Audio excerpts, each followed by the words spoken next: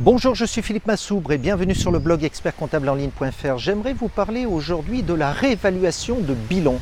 Et la question qu'on pourrait se poser, c'est par exemple, j'ai une société qui marche très bien, qui a été constituée à l'origine, qui a été créée à l'origine et qui a une valeur de fonds de commerce mais qui n'est pas inscrite dans ce bilan, dans son bilan, puisque ayant créé son activité, elle l'a, comme le prévoient les règles comptables françaises, inscrite à l'actif de son bilan des immobilisations, mais uniquement en valeur d'achat en coût historique.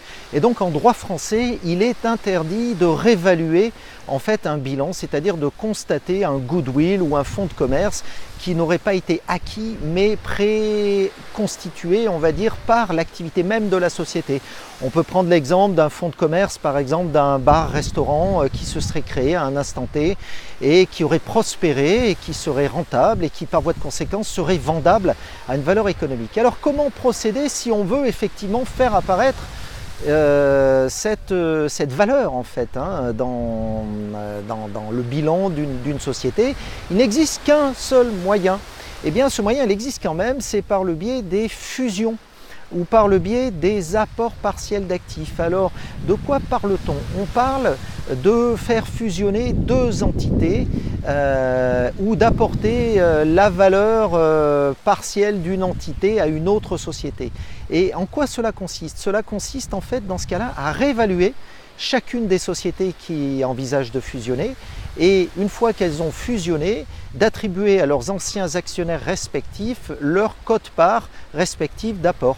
Donc on peut avoir une société A qui vaut 1 million, une société 2 qui vaut 2 millions par exemple, et donc l'addition des deux fera un ensemble qui vaudra 3 millions. Et dans le bilan de la future société, on verra effectivement inscrit à l'actif du bilan la valeur en fait estimée des éléments incorporels comme le fonds de commerce avec comme contrepartie des réserves, ce que l'on appelle des écarts de réévaluation, des réserves en fait qui vont figurer dans le bilan et qui vont avoir la propriété d'être distribuables. Et on a donc là quelque chose qui est extraordinairement intéressant, c'est lorsque l'on a des sociétés rentables d'opérer une fusion et donc de constituer en fait en contrepartie des réserves distribuables.